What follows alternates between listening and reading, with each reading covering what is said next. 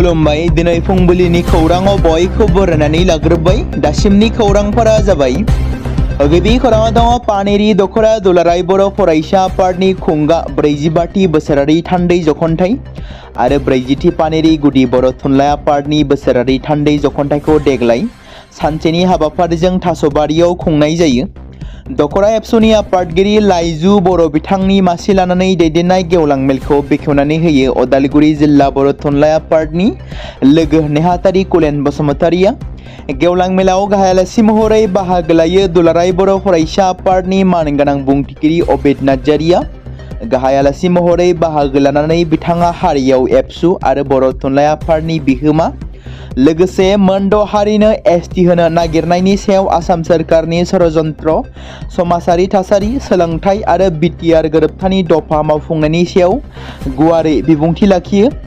हाबाफारियाव माननि आलासि महरै बाहागो लायो उदालगुरि जिल्ला एबसुनि नेहाथारि रमेन रामसियारि, मिरु एबसुनि बारग' सुबुं फोनांजाब नेहाथारि बुद्धिराम बर', कालिंदुवार समष्टिनि MCLA अर्जुन दैमारि, सार्दिकियाजुलि दखरा एबसुनि गाहाय नेहाथारि अनसुमा ब्रह्म, गेलेमु नेहाथारि महेश्वर बसुमतारि, पानेरि दखरा एबसुनि गायसनगिरि गाहाय नेहाथारि उपेन बर', उदालगुरि जिल्ला बर' बिमा गौथुमनि सोद्रोमा मनिका बसुमतारिजों लोगोसे ओनसोलनि मेलेमजिबि रायजो राजा लोगोसे फरायसाफोरनि बाहागो लानायजों गेवलां मेला मोजाङै जाफुंसारै जोबलाङो।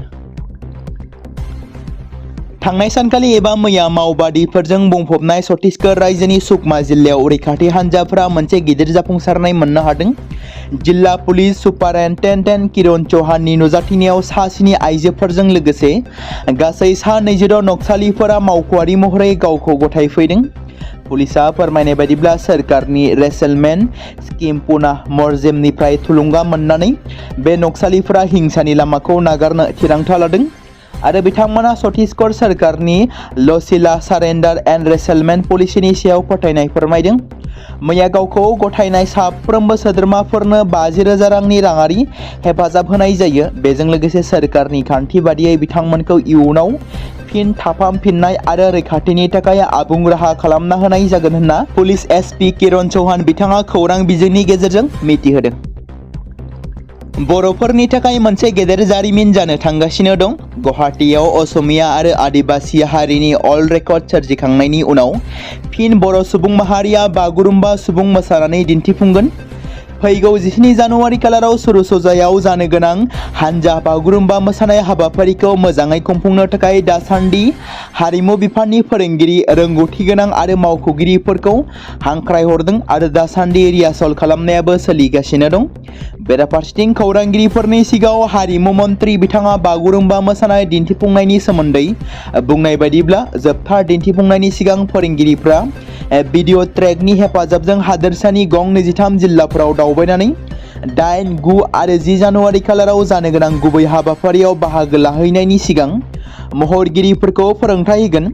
बे फोरोंथायनि उनाव 11 जानुवारि खालाराव सुरसजाय स्टेडियामाव जोबथा मोसानाय दिन्थिफुंनो थाखाय हादोरसानि गुबुन गुबुन जायगानिफ्राय महरगिरिफोरखौ गुवाहाटीआव लाबोनाय जागोन।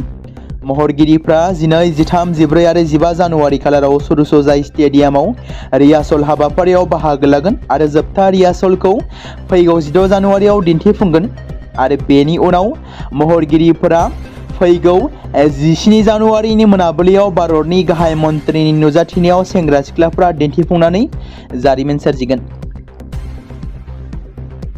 थांनाय सानसे सिगां उदालगुरि जिल्लानि पानिमुदि गिर्जायाव 150थि बोसोरसालिया सान फालिनायाव रन्जन दैमारिनि आंगो बिनानाव अनजालि दैमारिया बाहागो लादों। लोगोसे बिटिआरनि बारग' डिपुटि चिफ गबिन्द चन्द्र बसुमतारि आरो आथिखालनि डिपुटि चिफ रिहन दैमारि बिथाङाबो बाहागो लादों। थामहिनबा बिथांमोना जयैनो बाहागो लानायखौ नुनो मोननाय जादों।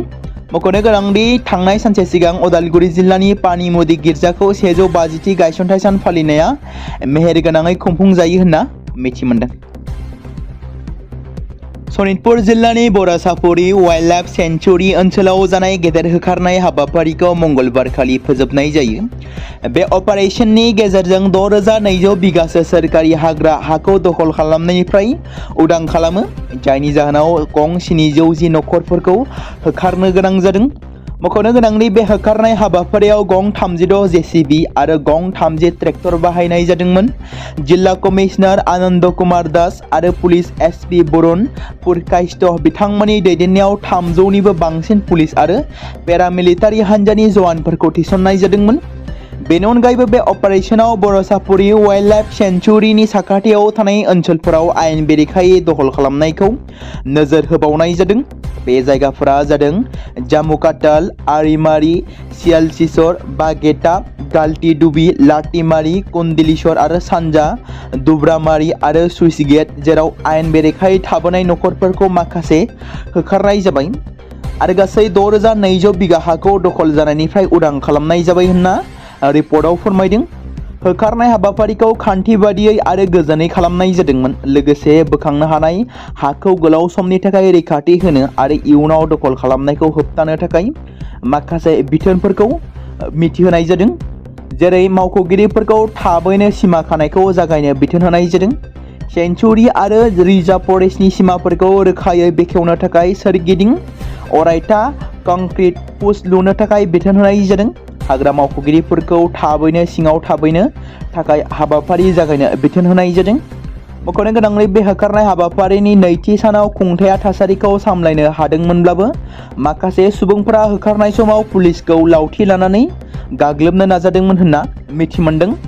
बेजों लोगोसे 2021 मायथाइनिफ्राय गुबुन गुबुन जिल्लाफ्राव गोबां बिबांनि होखारनाय हाबाफारि सोलिबोदोंमोन। सानथामसो सिगां हजाय जिल्लायावबो 6,000 बिगासो सोरखारि हाखौ होखारनो हादोंमोन आरो 18 जुलाइ 2024 आव बुरासापुरियाव 1892 हेक्टर हाखौ उदां खालामनो हादोंमोन। भारत हादोरखौ जाबसिननाय टेक्सनि बिबांखौ बांहोनायनि हुमखि होनानै डनाल्ड ट्राम्पआ गावनि गोरोन्थिखौ बुजिनो हाबाय बादि नुदों। बेनिखायनो आमेरिकानि हादोरगिरिया फिन खेबसेबाव भारतनि सायाव बिबुंथि लाखिदों। डनाल्ड ट्राम्पआ बुंदों दि सानैनि गेजेराव मोजां सोमोन्दो दं, नाथाय गाहाय मन्त्रि नरेन्द्र मोदीआ रासियानि थाव बायनायनि थाखाय भारतखौ होनाय टेरिफखौ लानानै गोजोननाय मोनाखै। मख'नो गोनांदि आमेरिकाया भारतखौ गासै 50% टेक्स होदों। बेनिनो 25% टेरिफ रासियानि थाव बायनायनि थाखाय। आमेरिकाया फोथायोदि रासियानिफ्राय थाव बायनानै भारतआ खेंसालियायै रासियानि रांखान्थिखौ गोख्रोङै खालामगासिनो एबा गोख्रों खालामदों।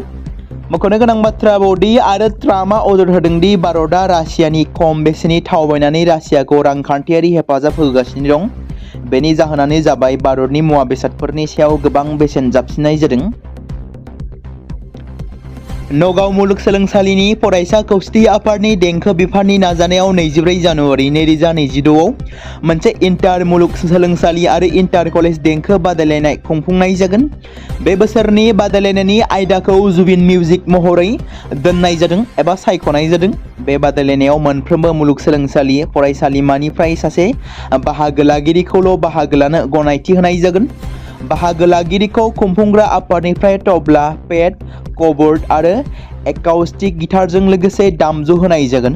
गोसो गुदुं बाहागो लागिरिफ्रा गावबा गावनि दामजुफोरबो लाबोफानो हागोन, नाथाय बे मोनब्रैनि अनगायै गुबुन जेबो आगजु बाहायनो हानाय नङा एबा मोननाय नङा। बेनि अनगायैबो बादायलायनायाव बाहागो लानो थाखाय बाहागो लागिरिफ्रा गाव गावनि सोलोंथाइ फसंथाननि गाहायनिफ्राय गांसे फोरमान बिलाइ गथायनो नांगोन। बाहागो लागिरिफ्रा बानजायग्रा आफादजों सायख'जानाय मेथाइफोरखौल' दिन्थिफुंनो हागोन। बिथांमोना गिबि आरो गिबि राउन्ड मोननैयावबो मेथाइखौ दिन्थिफुंनो खाबु मोनगोन। बे बादायलायनायनि बान्थाफोरा फारियै सेथि बान्था महरै 33,333 फोरमान बिलाइ आरो ट्रफी, नैथि बान्था महरै 22,222 फोरमान बिलाइ आरो ट्रफीजों लोगोसे बेबायदिनो थामथि बान्थाखौबो मख'नाय जादों। दिकियाजुलि आन्चलिक ब्रह्म धोरोम आफादनि खुंगा 27थि बोसोरसालिया जथुम्माजों लोगोसे दिकियाजुलि आन्चलिक ब्रह्म धोरोम आइजो आफाद आरो दिकियाजुलि आन्चलिक ब्रह्म धोरोम लाइमोन आफादनि बोसोरसालिया जथुम्माखौ देग्लाय बेलस्रि दालाय ब्रह्म धोरोम आफादनि बेन्दोङाव थानाय 1 नं सोदोमस्रि गामि यज्जालायाव साननैनि मेहेरगोनां हाबाफारिजों खुंफुंनाया जोबनानै थांबाय। दिकियाजुलि आन्चलिक ब्रह्म धोरोम आफादनि लोगो आफादगिरि जितेन गयारिया मासि लानानै दैदेननाय गेवलां मेलखौ मेहेरगोनां बिबुंथिनि गेजेरजों बेखेवनानै होदोंमोन। दुलाराय बर' फरायसा आफादनि मानगोनां बुंथिगिरि अबिद नार्जारी बिथाङा गेवलां मेलाव गाहाय आलासि महरै बाहागो लादोंमोन। दुलाराय ब्रह्म धोरोम प्रसार संसदनि गाहाय फोसावगिरि मनरन्जन ब्रह्म जर'खा आलासि महरै बाहागो लायो। दुलाराय ब्रह्म धोरोम लाइमोन आफादनि आफादगिरि हेमन्त ब्रह्म बिथांजों लोगोसेनो गोबां ब्रह्म धोरोमनि सुबुंफोरा बाहागो लादोंमोन। हारियाना रायजोआव मोनसे दुखुनांथाव आरो सोमोनांथाव जाथाय सोमजिदों। खौरां मोननाय बादिब्ला फतेहाबाद जिल्लानि थागिबि 38 बोसोर बैसोनि सन्जय कुमार आरो बिथांनि 37 बोसोर बैसोनि बिसि सुनिताया 2007 मायथाइयाव जुलि जादोंमोन। थांनाय 19 बोसोरनिफ्रायनो बिसोर फिसाज्लानि मिजिं थिगासिनो दंमोन। 4 जानुवारि खालि सुनिताया जिन्नी गंसे प्राइभेट हस्पिटालाव सासे फिसाज्लाखौ जोनोम होदोंमोन। मेडिकेल स्टाफनि बादिब्ला 11 खेब गोर्बोआव थानायनि जाहोनाव बिमानि सावस्रिया जोबोद गाज्रिमोन आरो बिनो 3 इउनिट थैनि गोनांथि जादोंमोन। देहा फाहामसालियाव माखासे खौरांगिरिया सन्जयखौ गावनि 6 फिसाजोफोरनि मुं लानो खावलायदोंमोन, जेराव बिथांनि गासै 6 फिसाजोफोर दंमोन। सन्जयआ माखासे बैसोगोराफोरनि मुं लानो होदोंमोन, नाथाय जेब्ला सुबुंफोरनि बाथ्रा फैयो अब्ला बियो खनले खनले गोनो गोथो जादोंमोन आरो मिनिस्लुबाय थादोंमोन। बिसोर गासैबो मुंफोरखौ गोसोआव लाखिनो हायाखै आरो भिडिअ'आ ससियेल मिडियायाव गोसारनाय लोगो लोगो नेटिजेनफोरा गोख्रों फिनजाथाय सोमजिदों। जुदिबो सन्जयआ माखासे गेदेरफोरनि मुं लानो हायोमोन, अब्ला बियो गुबुनफोरनि मुं लानायाव खनले खनले मानो गोनो गोथो जानाय आरो बिथाङा मानो मिनिस्लु जादोंमोन बेखौ लानानै समाजारि बिजोङाव सावरायजादोंमोन। गावनि गथ'फोरनि मुंखौ गोसोखांनो हायैनि जाथाया रंजानायनि थाखाय बिमा बिफानि मोजां मोनलायनायनि जाहोन बेखौ रोखा बुंनो हाया, नाथाय सन्जयआ खौरां बिजोंनि गेजेरजों बुंनाय बायदिब्ला गावनि फिसाजोफोरखौ जोबोद मोजां मोनो। बिथाङा बिसोरखौ सोलोंथाइ होनो नाजागासिनो दं। रुंसारि जुबिन गार्गनि थैनायनि सायाव आयेनारि दावहाखौ लानानै खौरांगिरि मेल खुंदों। रुंसारि महरगिरिनि आयेनारि दावहानि सोमोन्दै देंखो दिथागिरि जयन्त काकुतिया बुङो दि जों जुबिन गार्गनि बिजिरनायनि थाखाय जर'खा बिजिरसालिनि राहा खालामनो नागिरदों। गिबि मन्थ्रिया 1 जानुवारि खालाराव फोसावनांदोंमोन दि बेनि सायाव बिथा खालामनानै जों मोनसे स्पेशेल बिजिरसालिखौ खावलायगासिनो दं, जाहाथे सानफ्रोमबो हियारिं जानो हायो। जोंनो मोनसे गोख्रों हानजा नांगौ जाहाथे न्याय खान्थिया मोजाङै खामानि मावो, मानोना दायनिगिरिफ्रा गावबा गावनि उकिलफोरखौ हमनानै लादों। बेनिखायनो आयेननि दावहा नांनो थाखाय जोंनो मोनसे गोख्रों हानजानि गोनांथि दं होननानै खौरांगिरि मेलनि गेजेरजों सावरायनाय जायो। दावबायारिफोरनि थाखाय मोनसे सम जिरायनो आरो गियाननि मोनसे द'ज मोन्नैबो होनो थाखाय मोनसे रुजुजायै नाजानाय। सासे लिरगिरि आरो सोरखारि मावख'गिरिया लामा सेरनि दावबायारिफोरनि थाखाय जिरायग्रा जायगा आरो गंसे फिसा बिजाब बाख्रि बानायनानै होदों। उन्दै बैसोनिफ्रायनो फरायनो मोजां मोननाय आरो लिरनायनि फारसे गोसो गुदुं जानानै बे मावख'गिरिया लामा हान्थिनाय सुबुंफोरखौ मोनसे रुजुजायै गोजोनथाव होनो थाखाय गंसे फिसा बिजाब बाख्रि गायसनदों। मिथिनो मोननाय बादिब्ला नलबारि जिल्लानि सासे सोरखारि मावख'गिरि आरो लिरगिरि शिबानी बर'आ मोनसे नैतिक बिबान महरै लादों। बिथाङा बे दावबायारि बिजाब बाख्रिखौ मुकुलुमा नलबारियाव रघुनाथ चौधरी गोजौ गेजेर फरायसालिनि उल्टायाव हाजो दलासाल गुवाहाटी गाहाय राजालामा सेर सेर फसंदों, जेराव नलबारिनि खोला रुगुङाव मुकालुमुआव बायदि फिसा फिसा गामियारि सोहोराव लिरगिरिया सिंजों लामा सेरनि बिजाब बाख्रि फसंनायखौ बाथ्रा बुंथिदों आरो बिथाङा बेयाव दावबायफैनानै माखासे बिजाबफोरखौ नायलांनो थाखाय बिथोन खावलायदों आरो बियो गावनो लिरनाय गांथाम बिजाबफोरनि अनगायैबो गोबां गुबुन गुबुन बिजाबफोरखौ सोफादेरदों होनना बिथांजोआ बुंदों। पुलिस बिफाना 6थि खेबनि थाखाय नंखाय रां जगायग्राफोरनि हेंथायै राहा लादों। बे खेबाव नंखाय रां जगायग्रा मोनसे गिदिर हानजाया बशिष्ट पुलिसनि फान्दायनायाव हमजादों। हमजानाय नंखाय रां जगायग्राफ्रा फारियै आन्ना आली, साहिल सिकदार आरो इस्लाम आली होनना सिनायथि मोननाय जादों। हमजानाय साप्लायारफोर एबा फालांगिरिफोरनि थाखाय गासै 2,27,000 रांनि नंखाय नट जब्द खालामनाय जादों। बेजों लोगोसे 1,62,660 रां सानग्रा मेसिन, गं 9 ATM, गं 6 मबाइल फन आरो गुबुन गुबुन मुवाफोरखौबो जब्द खालामनाय जादों। मख'नो गोनांदि जगायग्राफोरनिफ्राय गं 2 लाक्जारि गारिफोरखौबो जब्द खालामनो हादों। बेनि सिगांबो बे साप्लायारफोरा पुलिसनि फान्दायनायाव हमजादोंमोन होनना रिपर्टआव फोरमायदों। बे समाव मोनसे गोनां फोसावथाय बर' सावथुन नायनानै मोजां मोनग्रा गासै बर' रायजो राजाफोरनि गेजेराव लानानै फैदों मोनसे बर'नि OTT प्लेटफर्म गोनां, जाय प्लेटफर्मनि गेजेरजों नोंथांमोना बर'नि गोदान गोजाम सावथुनफोरखौ नुनो मोनगोन। थांनाय माखासे बोसोर सिगां बर'नि गेजेराव लानानै फैनाय निउबो एप बायदिनो फिन आरोबाव लानानै फैदों बर' रायजो राजाफोरनि थाखाय। बे बाथ्राखौ मख'नाया गोनांदि 2025 मायथाइनि जानुवारि दानाव ओंखारनाय आंगो स्ट्रीम मुंनि मोनसे OTT प्लेटफर्म गोनां निउबो एपनि गेजेरजों नोंथांमोना गोबांथार बर'नि सावथुनफोर जेरै ट्रेजेडी, रमान्टिक, एक्शन आरो कमेडीजों बुंफबनाय सावथुनफोरखौ नुनो मोनगोन। जेरै सनानि नखर, थांखि गैयै समाज, अनसुला आफा, हिर', बिमा बायदि बाजै, अर, थैसाम, वान्टेड, संदान आरो रं नाम्बार बायदि सावथुनफोरा मख'जाथाव। बेफोर सावथुनफोरखौ नायनो थाखाय नोंथांमोना गिबियावनो आंगो स्ट्रीम एपखौ गावनि मबाइलाव थानाय प्ले स्ट'रनिफ्राय डाउनल'ड खालामनानै लोगोसे इनस्टल खालामनानै गावनि मबाइल नाम्बारजों लगइन खालामनानै लाग्रोनांगोन। बेनि उनाव नोंथांमोना गोबांथार नुनो मोनै सावथुनफोरखौ गुगोल पे, फन पे आरो पेटिएमजों रं नाम्बार सावथुनखौ नायनो थाखाय 60 रां आरो संदान सावथुनखौ नायनो थाखाय 80 रां, वान्टेड सावथुनखौ नायनो थाखाय 60 रां, थैसाम सावथुनखौ नायनो थाखाय 60 रां बेबायदिनो गोबांथार नुनो मोनै सावथुनफोरखौ नायनो थाखाय सुबिदा खालामनानै होदों आंगो स्ट्रीम प्लेटफर्मा। फिन नोंथांमोननि गेजेराव फोरमायबावनो लादों बर' सावथुन नायनानै मोजां मोनग्रा गासै बर' रायजो राजाफोरनि गेजेराव लानानै फैदों मोनसे बर'नि OTT प्लेटफर्म गोनां जाय प्लेटफर्मनि गेजेरजों नोंथांमोना बर'नि नुनो मोनै सावथुनफोर जेराव गोदान गोजाम सावथुनफोरखौ नुनो मोनगोन।